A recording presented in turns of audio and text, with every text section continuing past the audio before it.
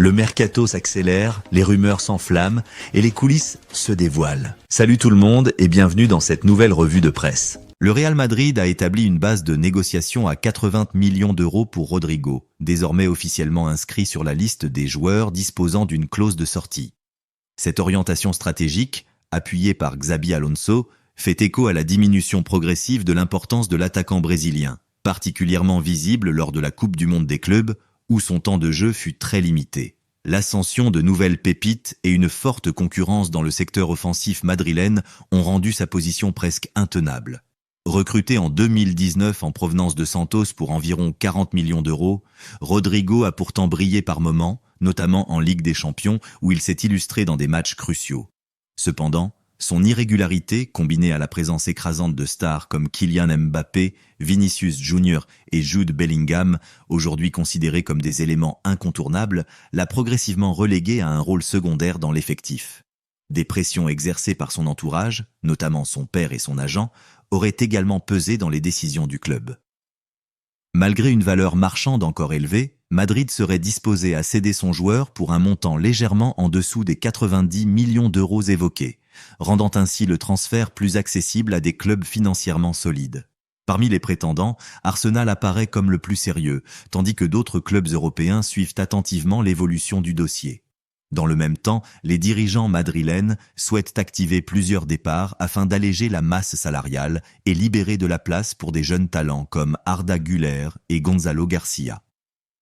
Nico Williams a secoué le marché des transferts en prenant une décision que peu avaient anticipée. L'ailier de l'Athletic Club, fortement convoité par le FC Barcelone alors qu'un accord semblait imminent, a finalement décidé de prolonger son aventure à Bilbao. L'international espagnol a renouvelé son contrat jusqu'en 2035, un choix qui a surpris aussi bien les observateurs que les supporters. Alors que tout laissait croire à un départ vers la Catalogne, c'est l'attachement au club formateur et à son projet sportif qui a dicté la décision du joueur.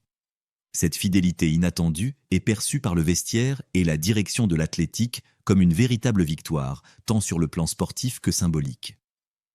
Nico Williams est désormais vu comme l'un des piliers du futur de San Mamés avec la mission de guider l'équipe dans les saisons à venir. Du côté du Barça, c'est la douche froide. Le club perd une cible prioritaire pour renforcer son attaque et les supporters, qui s'étaient déjà projetés en voyant Nico fouler la pelouse de Montjuïc, doivent se faire une raison. Tandis que l'Athletic savoure ce succès, Barcelone est contraint de revoir sa stratégie. Dans cette nouvelle donne, Marcus Rashford est rapidement apparu comme une alternative crédible. Bien que l'attaquant de Manchester United ne traverse pas sa meilleure période, son expérience, sa polyvalence et sa qualité continuent de séduire les plus grands clubs européens. Le Barça espère tirer parti de cette opportunité pour relancer son projet offensif. L'international anglais possède le profil idéal. Capable d'évoluer sur l'aile, percutant et instinctif devant le but, il peut s'intégrer rapidement dans le système souhaité par Hansi Flick. En plus de son apport sportif, sa venue permettrait au Barça de reprendre le contrôle du récit médiatique après la déconvenue du dossier Nico Williams. Des premiers échanges avec son entourage auraient déjà eu lieu. Toutefois, Manchester United n'a pas l'intention de le laisser partir facilement. Néanmoins, la volonté du Barça d'envoyer un signal fort pourrait faire bouger les lignes. Parallèlement, le FC Barcelone cible un autre profil stratégique, Denzel Dumfries, latéral droit de l'Inter Milan.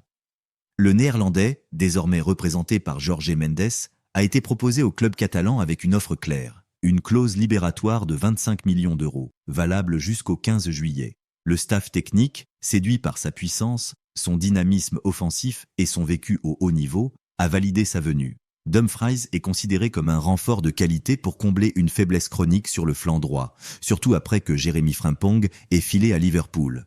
Le principal obstacle reste financier. Le joueur, de son côté, attend un feu vert de Barcelone, tandis que l'Inter Milan prépare déjà sa succession. Tout est en place pour que la transaction se conclue rapidement, une fois les contraintes économiques levées. Victor Osimhen semble avoir tranché pour son avenir. L'attaquant nigérian a manifesté sa volonté claire de rejoindre Manchester United, malgré l'absence du club anglais en Ligue des Champions la saison prochaine. Après avoir annoncé qu'il ne poursuivrait pas l'aventure à Naples, le buteur de 26 ans se montre séduit par le projet de reconstruction piloté par Ruben Amorim à Old Trafford. Sa relation avec le club napolitain s'est fortement détériorée au cours de la dernière saison. Son prêt inattendu à Galatasaray, bien qu'imprévu dans son parcours, a été une révélation spectaculaire. Plus de 40 buts inscrits, de quoi raviver l'intérêt des plus grandes écuries européennes. Pourtant, c'est vers Manchester qu'Osimhen semble se tourner, mettant de côté d'autres offres prestigieuses. Les Red Devils cherchent un attaquant de référence, capable d'assumer un rôle de leader offensif. Osimhen, par son profil complet et son instinct de buteur, correspond parfaitement aux attentes. Ruben Amorim le considère même comme une pièce essentielle de sa stratégie pour redonner au club son lustre d'antan. Cependant, l'opération reste à finaliser. Les exigences financières, tant sur le transfert que sur le salaire, sont élevées et United doit encore ajuster ses comptes. Malgré cela, la volonté ferme du joueur de porter le maillot rouge pèse lourd dans la balance. Aujourd'hui, le club anglais a un net avantage dans ce dossier. La balle est dans leur camp. En parallèle, Manchester United garde un œil attentif sur Bryan Mbeumo, autre cible offensive prioritaire. Toutefois, les discussions avec Brentford sont au point mort. Le club londonien refuse de lâcher son ailier vedette et réclame pas moins de 76 millions d'euros, selon le Evening Standard. Ce prix élevé a refroidi les dirigeants mancuniens qui espéraient un accord plus souple. Lié à Brentford jusqu'en 2027, Mbeumo n'est pas pressé de partir, ce qui renforce la position de son club. À 25 ans, il s'est imposé comme l'un des éléments offensifs clés du championnat anglais. Plusieurs grands clubs suivent son évolution, mais Brentford n'est pas disposé à céder sous pression. Manchester United va devoir faire un choix stratégique. Consentir à un investissement majeur pour Mbeumo ou se tourner vers une option plus abordable. Pour l'instant, rien n'est acté, et le joueur reste bien ancré dans son club actuel. Le Real Madrid travaille déjà en coulisses pour trouver l'héritier de Luka Modric, dont le départ annoncé après la Coupe du Monde des clubs marquera la fin d'un cycle glorieux au sein du milieu mérengue. Le nom qui revient avec insistance est celui de Vitinha, milieu portugais du Paris Saint-Germain, présenté comme le candidat idéal pour assurer la relève. Selon Defensa Central, le club madrilène voit en lui un profil capable de combler le vide technique et stratégique que laissera Modric. Xabi Alonso, nouvel entraîneur du Real, considère qu'il est impératif d'intégrer un joueur doté de vision, de finesse technique et capable de porter l'équipe dès ses premiers matchs. Le départ combiné de Luka Modric et Toni Kroos plonge le cœur du jeu madrilène dans une phase de transition majeure. Deux légendes qui ont dominé l'Europe pendant une décennie tirent leur révérence, et la Casablanca veut s'assurer une continuité de haut niveau. Vitinha, qui a brillé à la fois avec le PSG et la sélection portugaise, incarne parfaitement ce que recherche Madrid.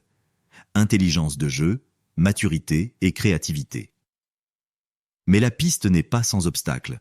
Le joueur est sous contrat avec le PSG jusqu'en 2029, et les récentes négociations avec le club parisien, comme celle pour Mbappé, ont démontré à quel point il est complexe de conclure ce type d'opération. Florentino Pérez, néanmoins, n'exclut aucune possibilité. Vitinha reste une cible prioritaire, mais le club royal souhaite d'abord observer l'évolution du marché et l'issue de la Coupe du Monde des clubs avant de se prononcer. Une chose est sûre, le Real Madrid veut un nouveau maestro, et tous les projecteurs sont désormais braqués sur Vitinha, possible futur chef d'orchestre au Bernabéu.